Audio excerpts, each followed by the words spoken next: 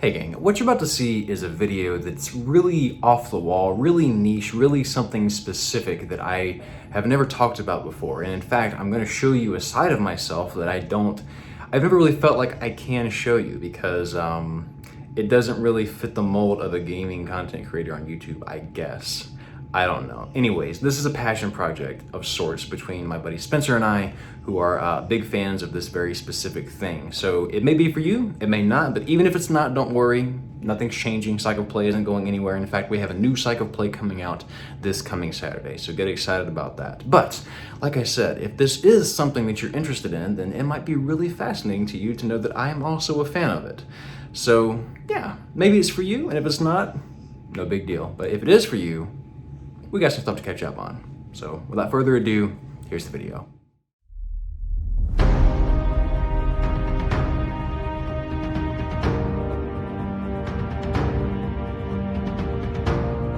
If you're a fan of American football, you'll know that the NFL, the National Football League, is king.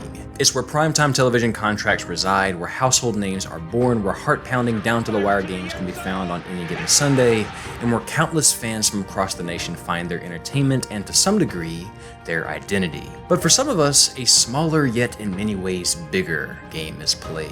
There is a place where scarcely known hometown legends are given a chance to shine on a national scale, a place where just a kid from a small town has his opportunity to make an impact. This is not your Aaron Rodgers insurance commercial league, this is your high school hero turned overnight sensation league. This is not your lose 7 or 8 games and still make the playoff league, this is your every game matters, one loss could cost you the season, Cinderella story, impossible upset on a Saturday, 7 overtime, bitter rivalry, tradition-packed, you wouldn't understand it unless you felt it league. This is college football. And if by chance you also happen to be a fan of football video games, you'll know that the NFL has a dedicated series of games for fans to play. Madden, and new Maddens have been releasing once a year since 1988. We all want to play as our heroes, so it should come as no surprise that the series has brought in over $3 billion of revenue since its inception. And as you'd imagine, college football also has a highly successful video game series that annually provides fans with new rosters, uniforms, and of course, those new hometown heroes. Except it doesn't.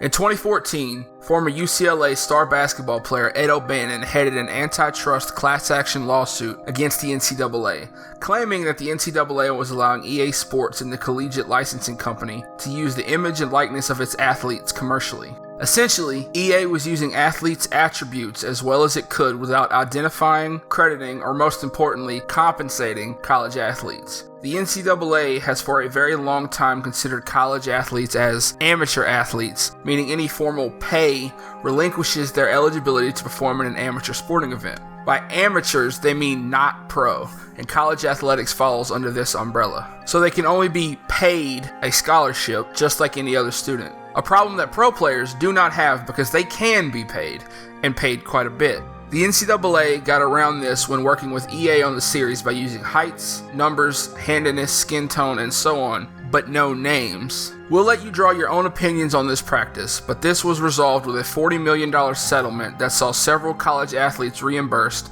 and with the end of the EA NCAA football franchise. Now, you might be thinking, well, Madden is still around, what's the problem? And if you're a fan of sports video games, you might have a thing or two to say about that. Like, please let 2K make these again. Bring back training camp mode. I miss the Kona vision. Fuck off with microtransactions. We won't dive too deeply into the trials and tribulations of Madden players in 2021, but we do want to take a moment to fondly reminisce about what made the NCAA franchise special and why it needs to come back. Every modern football game has some kind of career mode, but NCAA's Road to Glory mode is a little different. You start in your senior year of high school and you work your way up to being a 5-star recruit and try to get offers from big schools, a particular fantasy and a player role that has died with the series. Imagine if Zelda was the only series where you swung a sword and saved a princess and then the series just vanished. And then imagine that no other game ever tried to replicate or reinvent that story. For sports fans like Daryl and I, this is exactly what happened. Madden 18's long shot mode definitely took an honorable swing at it. You begin as a Texas recruit and make your way to the NFL, so you kind of touch on that story arc, if you want to call it that, but not everyone is a Texas fan. Doing this story arc right is where NCAA football shined. The sheer number of teams and customization you had access to was staggering. Uniforms, playbooks, stadiums, everything right down to custom PNG files you could put on your jerseys in 2014's installment was on the table. Older versions of the game even had 1AA schools, also known today as FCS schools. Let me ask you a favor. If you're watching this and have played, trained, or coached for the New England Patriots, leave a comment. Don't worry, I'll wait. All 0 to 1 of you done? Alrighty then. Comment if you went to school here, or here, or here, or even here, here, or here. Madden lets you play as the team you choose to root for, but NCAA lets you play as the team that you may actually have a personal affiliation with. You get to hop on and represent your alma mater and play as their football team. And by the way, Alabama, great state. Their NFL team is undefeated because they don't have one. Arkansas, Connecticut, Hawaii, Idaho, Kansas, Mississippi, North Dakota, South Dakota, Oregon, just to name a few. No NFL teams, but you can bet your ass there are some proud and dedicated college football fans in those states because that is literally all they've got in the way of football teams. The population of this state is about 800,000, and when the Jackrabbits take the field tonight, they're alongside all 800,000 South Dakotans. Nebraska is one such state. There are no Nebraska pro sports, not just football, no pro sports at all. Their college football team, the Cornhuskers, however, are worshipped. Nebraska has literally sold out every home game at Memorial Stadium in Lincoln since 1962, a streak that, as of the time of recording this, is 376 games straight. College football is not important everywhere, but to some folks it is everything. Let's not forget some of the modes NCAA used to come fresh out of the box with. NCAA 14 had the Nike Skills Trainer, which gives you individual drills to improve your competitive prowess. NCAA 2010 specifically had a special teams mode, which is a mini game where you would trade punts and kickoffs until someone finally scored. It cut the strategy of a full football game in favor of all the shenanigans and big play potential of a kick return. There was a bowling mode, which Spencer assured me was in the game and was fun, but I cannot remember ever playing. Mascot mashup. Football, but your school's players are dressed up as mascots. Not much to say here, same vibes as the big head mode in GoldenEye. It just makes me smile. Team Builder was a dream if you're obsessed with customization. Build your own team with your own uniforms and take them to the top in Dynasty mode. You become either the head coach, offensive coordinator, or defensive coordinator of the school of your choice, including your custom one, and build the team from the ground up. You'd recruit players, call plays, set your own schedule, choose your style of offense and defense, and which playbook you'd like to run. Which, by the way, the playbooks in NCAA were immaculate and all felt great in the game's engine, even if you compare to some of the best entries from more recent football titles. The NCAA in-game engine is unique to the series and feels faster, more explosive than Madden, and the playbooks available to you were more varied and reminiscent of the college game. Offenses like the triple option ran in military academies or Georgia Tech. Offenses you really don't see in the pro style of play in the big leagues. Earlier versions of NCAA had a moments feature where you could recreate big moments from college football's past. I can remember specifically trying to recreate the kick six from the 2013 Iron Bowl and the two iconic plays from the 2007 Fiesta Bowl with the hook and ladder and Statue of Liberty play. And that's really the magic of college football, the moments.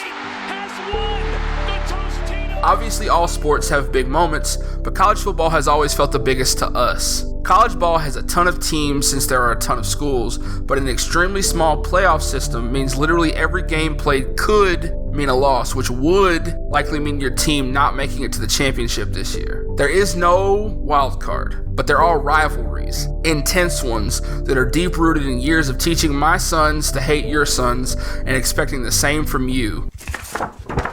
Daryl, did you write that part? All that to say, we really love college football and we deeply miss the NCAA football series. This year, new legislation regarding name, image, and likeness for college athletes was passed in the states, meaning college athletes can make money on their names, meaning NCAA can actually come back. In fact, EA has confirmed it will be returning, which you might have missed me quietly losing my mind about, but between that and the season starting up again with full capacity crowds, It's a wonderful time to be a college football fan, and I hope you don't mind us taking a moment to invade my YouTube channel with this random gushing over football of all things. But on the off chance you enjoyed it, we want to say thank you for watching, and we hope you will join us every Friday over on our channel Hashbrowns and Hashmarks for our weekly live college football podcast. Spencer and I talk about the previous week's games, look up obscure, ridiculous facts about college football history, highlight some of the most sensual uniforms from the week, give our terrible takes on who we think is on upset alert going into Saturday, and talk about the absurd shenanigans that occur on a week-to-week basis,